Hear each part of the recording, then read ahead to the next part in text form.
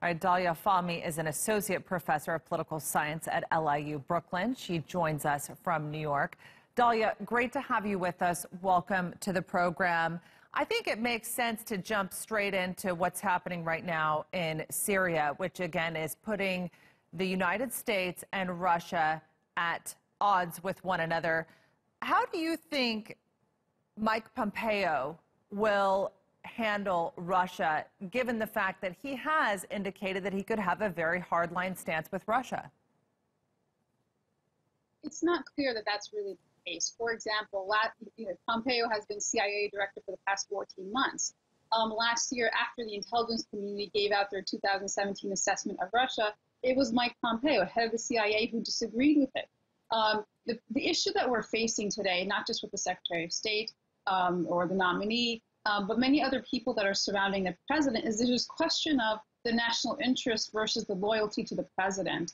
It is not clear that even Mike Pompeo's views on Russia, views on North Korea, even views on Iran are going to be in keeping insofar as they are not in keeping with President Trump's views. And so we're having this really interesting issue with loyalty to the state or loyalty to the U.S. national interest versus loyalty to the president. And we saw that last year when, as head of the CIA, Mike Pompeo did not agree with the intelligence assessment that indeed Russia was meddling in U.S. elections.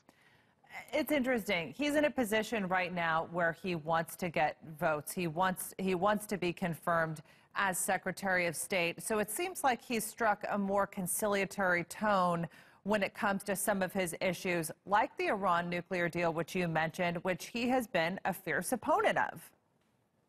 He has been a fierce opponent of the Iran nuclear deal. He has been a fierce opponent of any concessions with regards to negotiation. He has been not just very hawkish on certain issues, but he's also had a long legacy of, for example, anti-Muslim sentiment.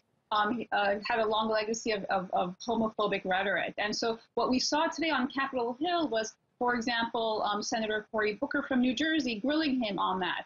We also saw Senator Menendez grilling him on those issues. And then a statement issued by Keith Ellison and Andre Carson, the two Muslim members of the House of Representatives, talking about the long legacy of anti-Muslim sentiment that has come out of Mike Pompeo. And it's not clear that a Secretary of State, someone who's not just supposed to represent the national interest, but represent the interest on the world stage, is going to actually be in keeping with the norms of U.S. democracy and liberalism. All right, Dalia Fahmy in New York, thanks for being with us.